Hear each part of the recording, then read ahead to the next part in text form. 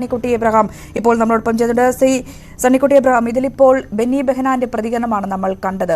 പ്രത്യേകിച്ചും ഈ A group ശിഥിലമായി പോയിട്ടില്ല ഉമ്മൻചാണ്ടിക്ക് ശേഷം, കൃത്യമായ കേഡർ സ്വഭാവത്തോടുകൂടി ഇപ്പോഴും ഉണ്ട് എന്ന് ബെന്നി ബെഹനാൻ ഇവിടെ പറഞ്ഞു വെക്കുകയാണ്.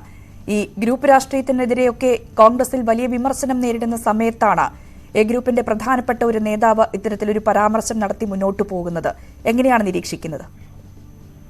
ബെന്നി ബെഹനാൻ പറഞ്ഞതിനെ കുറിച്ച് സംസാരിക്കുന്നതിന് മുമ്പ് ഈ കോൺഗ്രസിലെ ഗ്രൂപ്പ് രാഷ്ട്രീയത്തെ പറ്റി പറയുമ്പോൾ ഈ ഗ്രൂപ്പുകൾ ഇല്ല എന്ന് പറയുന്ന ഒരു അവസ്ഥയുടെ അർത്ഥശൂന്യതയെ പറ്റി ഞാൻ പലപ്പോഴും പറഞ്ഞിട്ടുണ്ട്.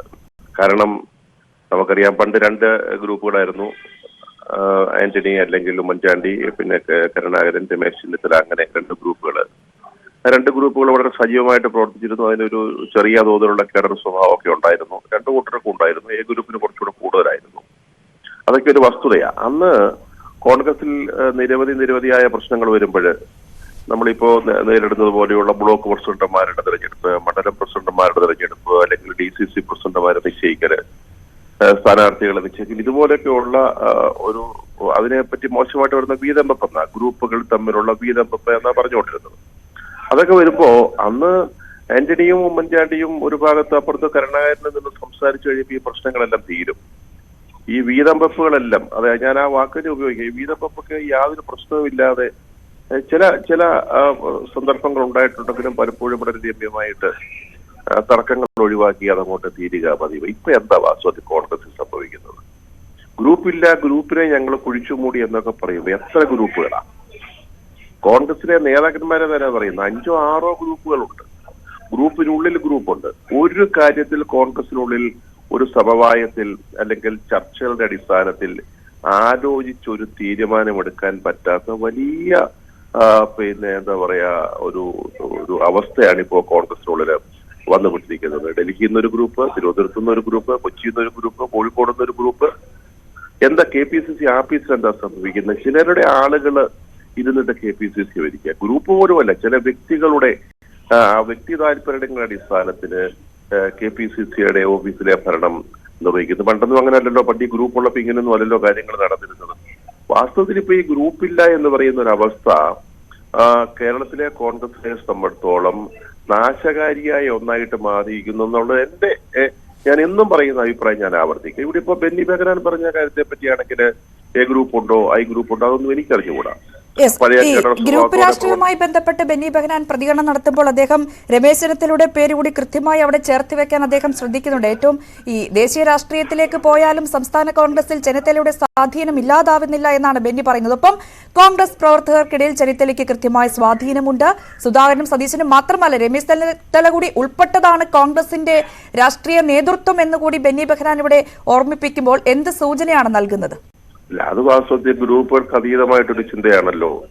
സുധാകരനും സതീശനും ഒപ്പം രമേശ് ചെന്നിത്തലയ്ക്കും കേരളത്തിലെ കോൺഗ്രസ് നേതൃത്വത്തിൽ കൃത്യമായൊരു പങ്കുണ്ട് എന്ന് പറയുന്നതൊക്കെ ഒരു ഗ്രൂപ്പുകൾക്ക് അതീതമായിട്ടുള്ള ഒരു ചർച്ചയാണല്ലോ. അദ്ദേഹം പറയേണ്ടത് എ ഗ്രൂപ്പ് ഉണ്ടോ, എ ഗ്രൂപ്പ് ഉണ്ടെങ്കിൽ ആരാണ് അതിനെ നയിക്കുന്നത്, എന്താണ് അവരുടെ കോൺഗ്രസിലെ കാര്യങ്ങളിൽ അവരുടെ പദ്ധതി എന്താണ്, അങ്ങനെയൊക്കെ എന്തെങ്കിലും അദ്ദേഹം പറഞ്ഞിട്ടുണ്ടോ എന്ന് എനിക്ക് അറിഞ്ഞുകൂടാ. ഞാൻ അതിന്റെ വിശദാംശങ്ങളിലേക്ക് ഇതുവരെ കടന്നിട്ടില്ല. അതുപോലെ തന്നെയാണ് രമേശിനോടൊപ്പം ഉള്ള ആളുകൾ, രമേശിനൊപ്പം കുറച്ചുപേരുണ്ട്, കുറെ പോയി കഴിഞ്ഞിരിക്കുന്നു. അതായത് പാർട്ടിയിൽ പുതിയ അധികാര കേന്ദ്രങ്ങൾ വരുമ്പോൾ, ഡൽഹി കേന്ദ്രീകരിച്ചാണെങ്കിലും കേരളം കേന്ദ്രീകരിച്ചാണെങ്കിലും പുതിയ അധികാര കേന്ദ്രങ്ങൾ വരുമ്പോൾ ആ അധികാര കേന്ദ്രങ്ങൾക്ക് ചുറ്റുമായിട്ട് ആളുകൾ ചിതറി തെറിച്ചിട്ട് പറ്റിക്കൂടുന്ന ഒരു സംഭവമുണ്ട്. പണ്ട് അങ്ങനെയല്ല.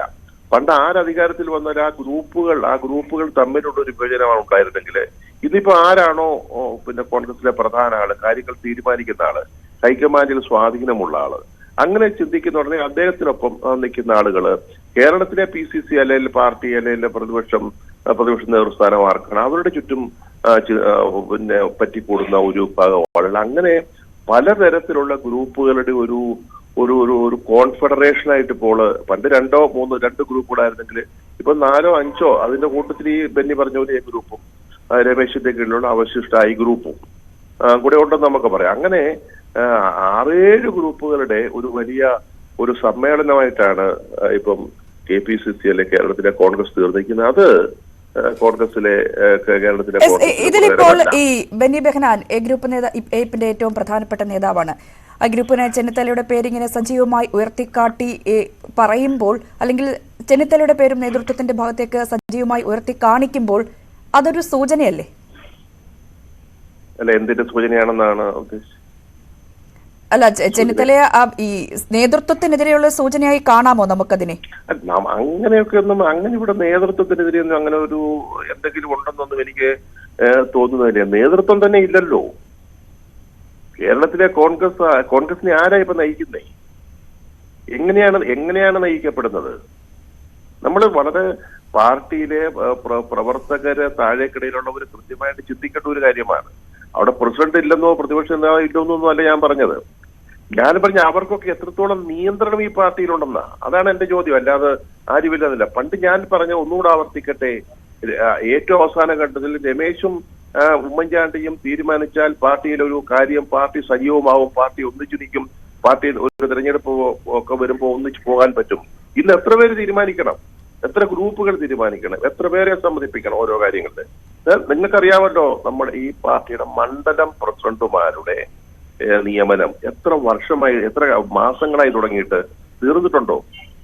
ഇപ്പോഴും പിന്നെ ഓരോ ജില്ലകളില് കഴിഞ്ഞ ദിവസം കൊടിക്കുന്നിൽ സുരേഷിനെ പോലെ ഒരാള് വർക്കിംഗ് പ്രസിഡന്റാ, കേന്ദ്രത്തിൽ വലിയ സ്വാധീനമുള്ളതാണ്. അദ്ദേഹം പോലും പരാതി പറയുന്നുണ്ട്, അദ്ദേഹത്തിന്റെ പാർലമെന്ററി മണ്ഡലത്തിൽ ഇതുവരെ തീർന്നിട്ടില്ല, തർക്കം കൂടാതെ തീർന്നിട്ടില്ല എന്ന്. അപ്പൊ ഇത് ആരാണ് നേതൃത്വം? എന്താ, ആരാണിപ്പോൾ, ആരുടെ കയ്യിലാണ് പാർട്ടി? ആര് പറയുന്നതനുസരിച്ചാണ് പാർട്ടി നടക്കുന്നത് എന്നുള്ളൊരു വലിയ ചോദ്യമുണ്ട്. അതാണ് ഇപ്പൊ കേരളത്തിലെ കോൺഗ്രസിലെ പ്രസക്തമായ, നമ്മൾ ഒരു ഭംഗി വാക്കിന് വേണ്ടി ഗ്രൂപ്പുകൾ ഇല്ലാതായി എന്ന് പറയുമ്പോൾ ഗ്രൂപ്പുകൾ ഇങ്ങനെ വർദ്ധിച്ചുകൊണ്ടേയിരിക്കുകയാണ്. ഓരോ നേതാവിന്റെയും ചുറ്റും ഗ്രൂപ്പുകൾ രൂപപ്പെടുന്ന കാഴ്ചയാണ് നമ്മളിപ്പോ കണ്ടുകൊണ്ടിരിക്കുന്നത്. വളരെയധികം നന്ദി ശ്രീ സണ്ണിക്കുട്ടി എബ്രഹാം ഈ ഒരു വിഷയത്തിൽ പ്രതികരിച്ചതിന്.